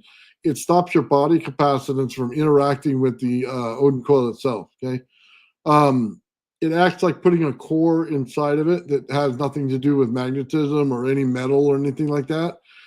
Like you put wood in there, it acts in the same way. It stops the body capacitance feature of an Odin coil from taking effect. The third coil itself will pull an amperage. I mean, Master Evo is great if you want to understand that third coil. I think he does an absolutely amazing video on it. He calls it a pulse coil. And he puts it in there. And if you want to pull energy off, and it's going to pull it off in amps, you run it reverse to the wind count, you counter wind it to the winding, you put on the number 2 coil, and it makes an amperage coil. Could you put pulses in there and interject something in there? Yeah, you can, because you can run two different types of frequencies together. For people who don't understand this, you could do a square wave and a sine wave in the same device, and it'll work. We do it when we start doing circuit interruptions to our Tesla coils and we put music into them. So they're putting actually a square wave into a sine wave, and they're putting it makes an interrupter in the circuit, and it puts your favorite music in there. Pretty interesting. Yeah, third coil makes a sandwich. Love it. That thing burned the living daylights out of me. The first time I put it in there, I'm thinking, you know what I mean? I guess I wasn't thinking. Let me just say it that way. I wasn't thinking. And I went right over and I touched it. Yeah, oh yeah, burn the living daylights out of my fingers, okay? That thing was smoking hot. And like I said, nothing attached to it, just smoking hot. Yeah, okay. Oudin, it was a spelling that comes up when you look at it. Okay, it's the guy's name. Okay, not Odin like Thor's Odin. Not that guy. There's no patch over his eye, nothing like that. Would have been really cool though, but no, it was Odin. Odin. I just call it an Odin coil. Okay, it's the guy's name, and I'm sorry I'm mangling it, but that was the inventor of it.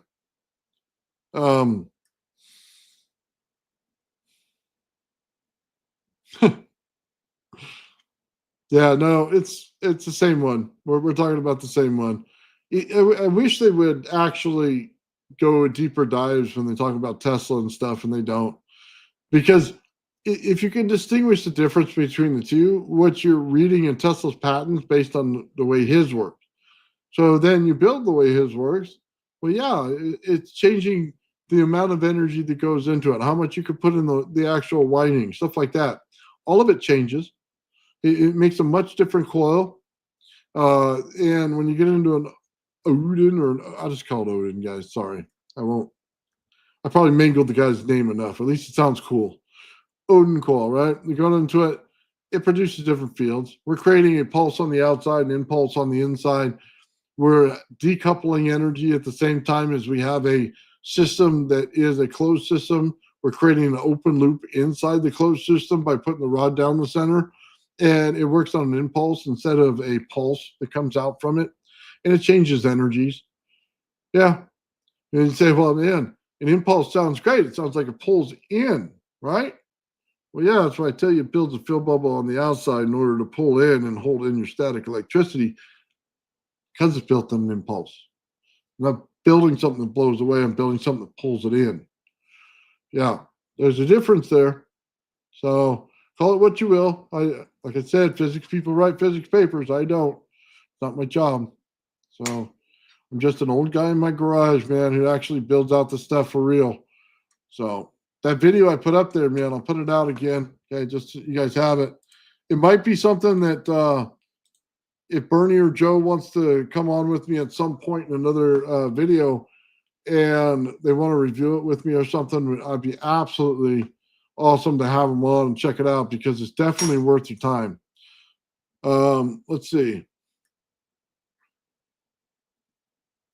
Yeah, you got mercury inside some of these devices. Now, look, I'll just say this again. I don't use extra gases. I don't use mercury. Okay. We're trying to just evaluate what we're getting out of the traditional stuff. Those things are meant for a lab. Okay. Set me up in a lab. Okay. Make sure there's a guy next to me that knows every safety protocol in the world, and let's go for it. Okay. We don't want to blow the place up, but we want to, push the experiments as far as we can. I'd be happy to do it. You know what I mean? We can go in there and have fun all day long. I mean, that's what I like to do. So could we get it right? Yeah. You know what I mean? Can we build out some cool fields to it? Sure. We're going to build out a lot, man. Humongous thing. That's just wrong, man. You ever look up that thing, man? That's disgusting. That's really disgusting. I agree with you, Darren. Let's see. Safety first, of course. Yeah. Dude, the stuff I play with, dude, it's fairly safe. And I say fairly because I know more about what I'm doing than my words would tell you. But yeah, I mean, this stuff you're going to walk away from it. Some of that stuff you won't. Like I said, things are meant for a lab sometimes. And what the key point to it in that video, I want you to understand this. In everything that I'm talking about, I'm going between how planets work, 0 point. I'm going, structures of things, building anti-gravity. The thing will actually build out gravity in reverse. I'm telling you all this because it's interconnected. This is why I laugh when somebody says, I debunked this theory. Oh, really? Maybe you didn't know enough. Because it's a joke. When you stand back and look at it, the whole thing is a joke. It's a complete and utter joke, and they're playing it on themselves. They're not seeing it. I mean, it's all the same thing. It all builds out the same way. That's why we're not just going to jump in civilization types, you know what I mean, to something pathetic. We are going to race through the number 1 and number 2 part of this, man. We're going to be using the energy of our solar system before you know it. Okay. It's the way the energy builds out.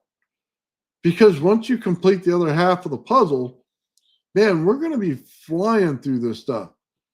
Okay. We've had this stuff since what, the late 40s. Okay. And then they start to release a little bit of it here recently.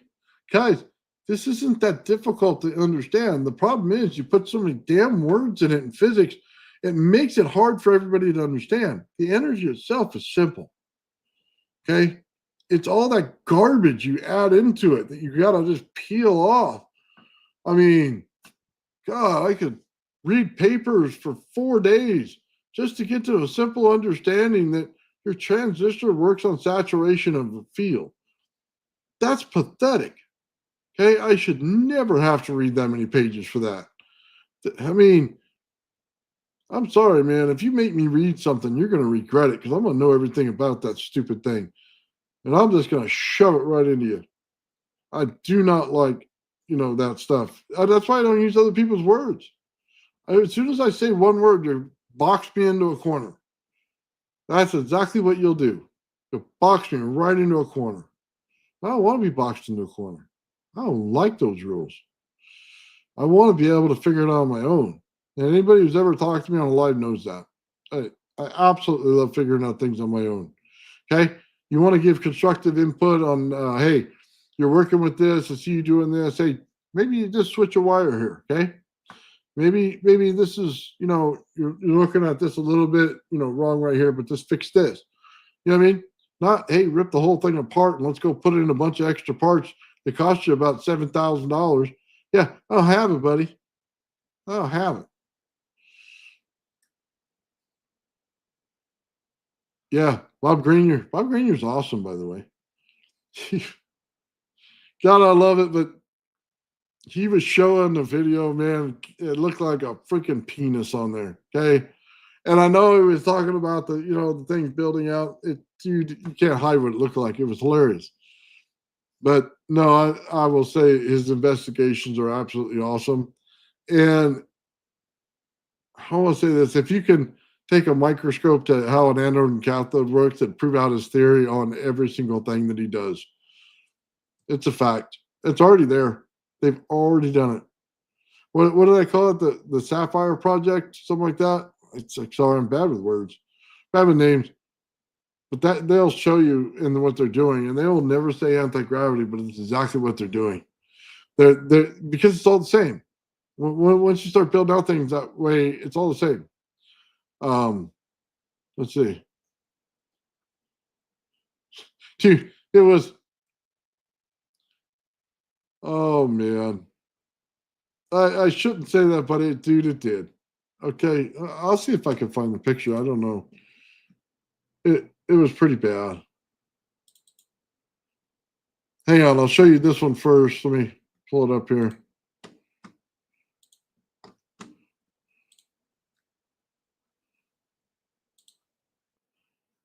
Let's see. This right here.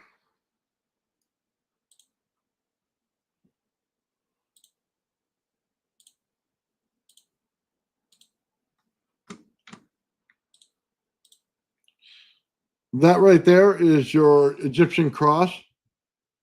And when you flip it, this is what you end up with. Let me just tell you, for anybody who's ever looked at anything like this, they know exactly what this is. I mean, every picture on the internet looks the same way for a reason. They're building out a 0-point field, right? I mean, have you ever seen this before? I guess is what you should ask yourself. Why? Because the top and bottom resonate together. They both have a vortex going out the top and bottom, and you have a field that goes out through the center, which builds our equator. Yeah, we've seen this one before. We also see in there, right there where the crystals are, which are in oscillation with each other. We understand that. And, you put them in rotational spin. There it is.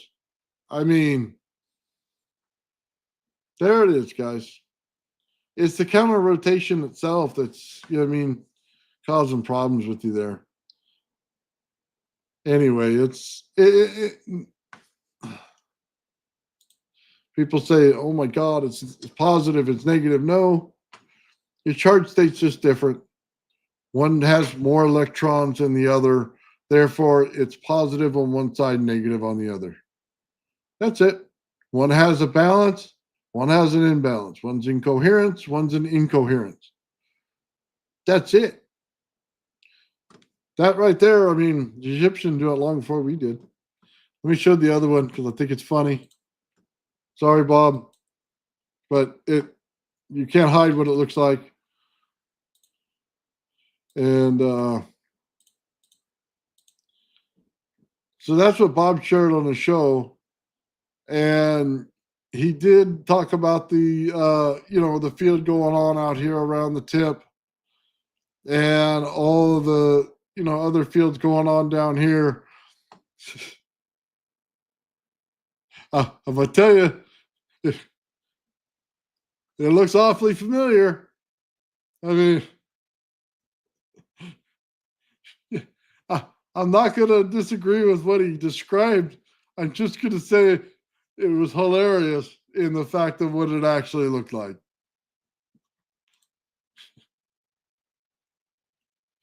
Oh, man. Oh, yeah. Hey, I'm sorry, man. Sometimes just stuff looks funny. You know what I mean? That's why people take pictures of it. Oh, man. Yeah, last night the Bernie's calendar, he's got some funny friends. I mean, you would think they would show him caves and stuff that look like the other parts. No, they send him, pictures that look like the male parts. You'd think they'd give him like the beer commercial. You know what I mean? They crack the tap and they push. You know what I mean? There was none of that going on last night. I'll tell you that right now. Dude, that was all rock stacked. That's what it was. Stacked in a familiar pattern. Oh man. Yeah, I agree with you guys, man. It was funny. Very sensitive magnetism. Oh man. I'm sorry, Bob. I'm sorry. I had to do it. Anyway, no, man, all of it works out. And by the way, Ashton was awesome about saying, just so you guys know that he's on the right track. Uh, like I said, if you watch that video, I'd be shocked if he doesn't show it at some point.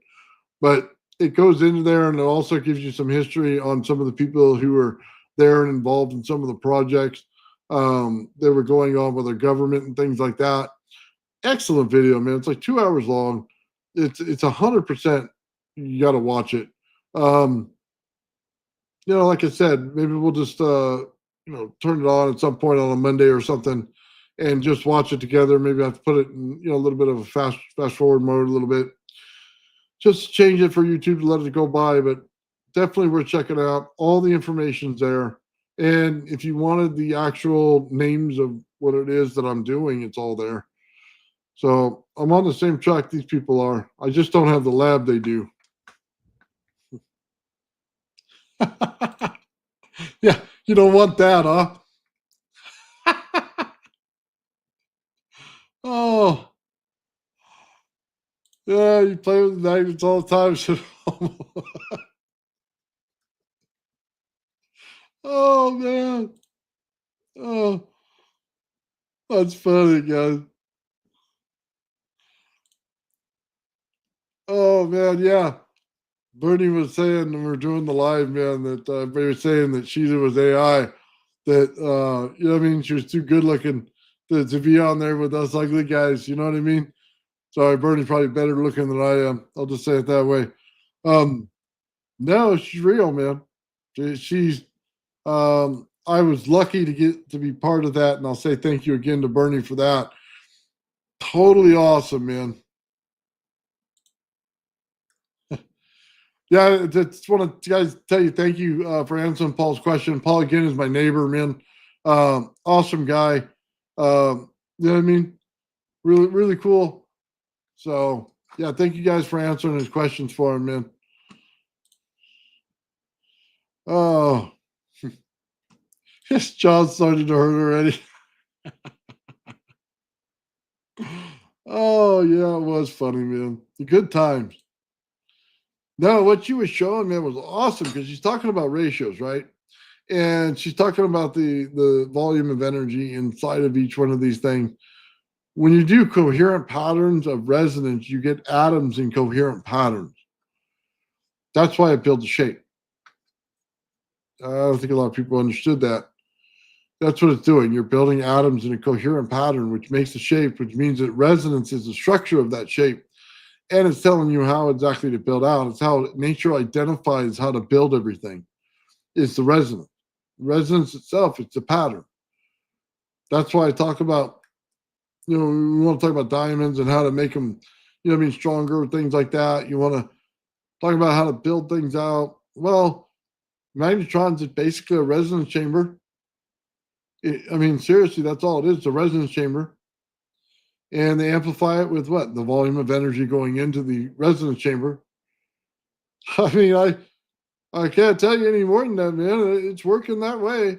And it's there to create structure. When it creates a structure, then the other matter and everything falls into line with it. It also creates, when you go in to put it in there, it ionizes things in there, man. And if anybody's been around any of this stuff, high voltage, you'll know this, okay? It pulls, it feels like, okay, and I don't know for sure, I'm not a doctor, but it feels like it's sucking the water out of you, okay? It's like evaporating or something. You get dehydration a bit. You got to have a lot of fluids. Now, it could just be me, but that's the effect that I get, okay? When I'm running a hot Tesla coil field and it's pretty high, man, I feel thirsty all the time. You know what I mean? It feels like it's affecting you. So, yeah, it's building out patterns and structures. The good thing is not a lot of people out there run two Tesla coils in two different frequencies and end up with a beat frequency in between. You know how you want to test this? Okay, look, I'll tell you how to do it right now. Get you an old toaster. Next time, don't let your wife throw out the toaster, or if you see one in the yard sale, pick it up. Okay, get yourself some DC energy. Okay, just a little one. You're gonna clip one side of that toaster, one side of the other, right? You're gonna take it and you're gonna put it into a crystal pipe. Okay. And no, we're not smoking it. We're just putting it in there. Okay. Well, it might smoke if you put too much energy into it. Put it in there. As you put it in there, have it on. Okay. Get you a little wooden stick to shove it up in there. Okay. You're going to turn it on. At certain points, you'll hit resonance points inside that crystal structure. Okay. It's just a hollow tube. Okay. That's all it is. Okay. You put it in there and it'll start resonating that tube. Okay. Now you got it. Set it. Put it exactly right there, tape it, do what you got to do. Okay, get it sit in that same spot where it continues to do that same thing. Now take one and put it sideways and do the exact same thing, but make sure the tube's shorter. Okay, all you got to do, put it in there and it'll start making a resonance frequency. Now turn them on together. You will literally hear the beat frequency between them. Do you have to put it sideways? No, you can put it straight up next to it, two straight up next to each other with the little toaster parts in there, different size ones. Okay. You'll literally hear a beat frequency between the two of them. It's resonance with a beat frequency. Two resonance frequencies with a beat frequency. You're resonating the actual piece of metal in there that's heated, okay, just like it would be your number one coil, to the outside of the crystal pipe, okay, which would be like your number two coil, okay, just in a Tesla coil, to the other one next to it. Between the two, you get a beat frequency between two resonant frequencies. Okay. That's pretty simple. You could test it in the lab all day long. It'll work all day long for you. You could do it with Tesla coils. It'll work all day long for you. But I'm just trying to give you a way to understand the effect. It's like saying, well, can you create resonance outside of a Tesla coil? Yes, you can. You could take a pipe inside of a pipe and go like this, and the distance between them, you'll start to get a resonant value between them. That's pretty simple. You want to see resonance built out. Well, that's pretty simple too. You take a string, put it like this, okay? And then you get the string swinging, right? Well, based on the amount of pressure that you put on here and the distance you create in between them, it'll either go in half, in quarters, in eighths, okay? And it'll build out. Why? because that's the same way resonance builds out. As soon as you have that little string, you can see exactly how each one builds out. They build out one over the other, slightly offset. Okay? The string's a little bit of a misnomer because it'll show you two strings that are perfectly over each other. They're actually offset just by a little bit. And the reason for that offset is the timing of it. It is one little bit of time distance, then another one. One little bit of distance and time. And we're not talking very much, just a little bit on your oscilloscope. But they're 1/1. Yeah, it works out. There's other experiments you do. You guys ever seen the one where you do fire? You take several different colors of fire that you can get, different candles. Okay, get yourself a rotisserie thing. Okay, it's like, for your island that just spins. And you can set these things in a little tiny metal trash can thing like this. And you put each one of the candles in there, right? When you spin it, the flames will spin in a nice spiral pattern. Looks beautiful. And because there are flames in there and it's in rotation, you're going to create a magnetic value. There's something everybody doesn't know. So when they say, hey, man, you can move flames, yeah, you can. Yeah, you can. All you have to do is know how. So, the monks will freak you out doing that kind of stuff, and you don't know exactly how they're doing it. I'm going to tell you right now, they do it. Lazy Susan is probably the wrong word. Just a rotational thing on your counter. I don't know what you call that. I mean, not the one you put your cake in. What do they call it? Just, you put it in the center of your island, and then you could spin it. One of those things. Okay. Lazy Susan would be the thing inside your cabinet. I mean, I guess it's rotational, but it's not the same thing. They make the little metal ones. I got several of them. They're an outside ring with an inside ring, has a ball bearing in between them. Yeah, or several ball bearings. Yeah, get one of those. They're basically just find something that spins. Two flat plates that can spin. Then you'd be happy with it. Okay. Spin it. Not a rotisserie. Rotisserie doesn't work. You have the wrong geometry. You need like something flat over something flat, and you spin it. Yeah, it's like you put your fruit tray on and you spin it. You know what I mean? Whatever. You'll look it up and find it. So, yeah. Anyway, you do that and you get the fire to swirl. That's pretty cool looking. There's a lot of good channels out there that show this stuff, man. So, yeah. But I think maybe we'll do that if I can ever run across those like cylinders. You know what I mean? I'll pick some up. It's fairly cheap, and then we'll put the little piece in there from the toaster. But that's one way to see resonance. You know what I mean? That would be via mana, and the way that they get the resonance between the two. Again, you have to have two resonance frequencies with a beat frequency. It's like people on a bridge, right? You get the feet. Well, it's not just two. You're getting two resonance frequencies with a beat frequency, sets things off.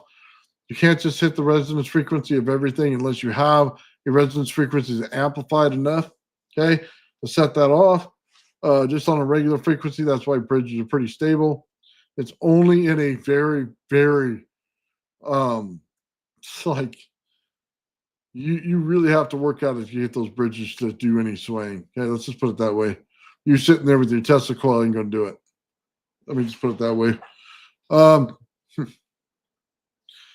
Let's see. Yeah. Well, that's pretty much it, man. Those geometry coils, like I said, we're working on this one. So let's get back to this real quick. This one, again, the outside was for our number one coil ring to go inside there like this. And then we'll put it in there like that. We're going to wind it. It's set up 1 millimeter apart, which should be good for 20 gauge wire. Although I think it's a little bit loose. So that's why I wanted to make the little gauge guide to see, because what you put it in as on the computer, what you measure it as, it's not always what your printer gives you. I got older printers, people got newer ones, and mine comes out a little different. So yeah, we'll have to do that and set it up and get this thing going and see if it fits. If the 20 gauge works, we'll use the 20 gauge. And then it'll just be stacked one on top of the other like that. And then we go on to the next one and stack them, and next one and stack them. Okay, not a problem. If not, we're going to be going to a 28 gauge wire, so I can go double inside there and double them up all the way down and fill the volume. And then, keep the same volume for each one because the actual slices on these things are at the same depth. You can see it all the way down. And that should build us out where we need to go. I think that'll be fine. And then everything has to be covered in resonance, or excuse me, with resin. Sorry. Everything has to be covered in resin. And it's just like an AC flyback. If you don't cover it in resin, with resin, then what'll happen is you get about maybe 1 minute of joy out of it before something sparks over and kills everything, because the heat in there is too intense and it'll start melting the shielding on the wiring. That's why they put it in resin. So yeah, we'll have to do that first. You get it stuck together, sanded, put it in, put the winding on it, put it in resin. And then after it's in resin, we add the number 1 coil outside pieces to it. Then we'll be able to seal those, you know what I mean? And then wrap them. So, yeah, I think it'll be pretty easy. It's just going to take time. That's it. So I'll keep working on it. I got 2 more pieces to print out on the printer before this one goes and gets stuck together. And then we'll start working it. Yeah, so it works out at a reverse twist when you look at it. Okay, if you're looking at it from the top down, you start the winding this way, right? It'll come out the other way. So is it technically a reverse winding? Not the way I see it, but that's the way, it kind of looks when you do it. Yeah, because go like this, and then it comes out this, on this side. But then if you trace it back, it comes back out to where you started. It works out. Anyway, you guys can look at that yourself, man. I don't know if it should be different than that. I think we'll have to take a couple of these things and cut them in half and see what each size does individually. There's also a cashmere effect that you could look at when you do these and you cut them in half, because one end's open and the other one's pinched. Will it create thrust going in one direction? Well, we'll find out. I mean, there's always a chance it could do it, chance it could do nothing. You know what I mean? Could we put several on a rod here like this and, keep going to each one to thrust? I don't think it's the most best way to do it, but you can. It's just interesting. I think we'll do quite a few tests with these things and see where they come out. And then, we'll figure out if they don't do anything, guys. There's no reason to say any of them are for sale, because, they got to produce something first, and we'll take it from there. I mean, if they don't do nothing, we put them up, hang them up on the wall. You know what I mean? They'll just be a trophy. But if they do, and you guys like something, we'll work on, making something like that available for everyone. So, yeah, kind of interesting, huh? Some cool stuff, man. Some geometries. I definitely am going to start working on that teardrop design. I liked how that the Akin, the Egyptian cross, looked when it went in the teardrop. So we'll have to do that, man. Have to do that. Yeah, I think that one's going to have to happen. I don't see any reason why we shouldn't. So that's pretty much it, guys. That's what's going on. Hopefully you guys learned something today, kind of figure out what I was doing in my experiments, how to go from the gravity fire understanding to solid state, why I was looking for certain things, what things I was looking to transition, one field to the next. Call it what you will. I know that it works that way. You can see it working that way. It's pretty interesting when you see the voltage build out. You know what I mean? It's this nice big long volt, and then all of a sudden it cuts down. You see this chirping one, and you're like, what the heck's happening here? And you realize when I put the testicle in the background, and you see the light bulb turn on, and you go, okay, now I see. He turned that thing on. I could overwhelm that thing, man, put a ton of energy in there, but it wasn't any reason for it. I was just trying to prove a theory. So that's it, guys. Right on. Well, thank you guys for hanging out with me on a Friday, guys. So yeah, we'll get to going. Hopefully Joe will be out mining soon. He said he's maybe this weekend or next weekend. So hopefully we'll see him out there doing that. That'll be fun. And yeah, watch that video, man. Put it out there for everybody. Enjoy it. It's going to tell you a heck of a lot more about what's actually going on, and it's going to tell you that the old man's right. So transmutating holes. All right, guys, have a great night, man. Thank you, guys. The old man built. The old man built. The old man built. The old man built. The old man builds is broken in the head. People not seeing reality has put them in the red. Where conscious and spirituality been stricken from the norm and replaced with the ignorance of basic magnetic form. The geometry of God keeps running through his head. That's what makes old man builds broken in the head. The old man builds.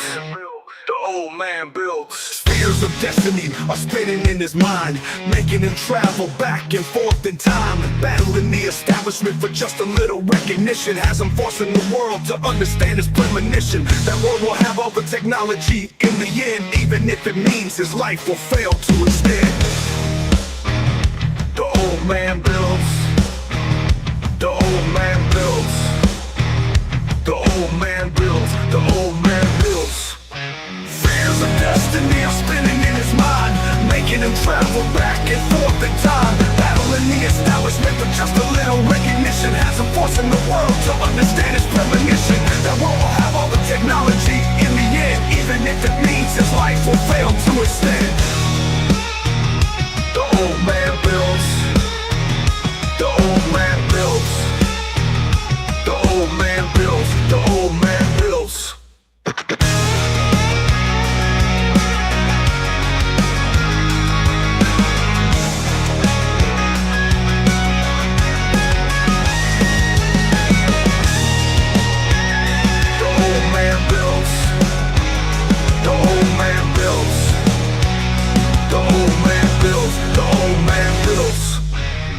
Fears of destiny are spinning in his mind, making him travel back and forth in time, battling the establishment for just a little recognition. Has him forcing the world to understand his premonition. That world will have all the technology in the end, even if it means his life will fail to extend.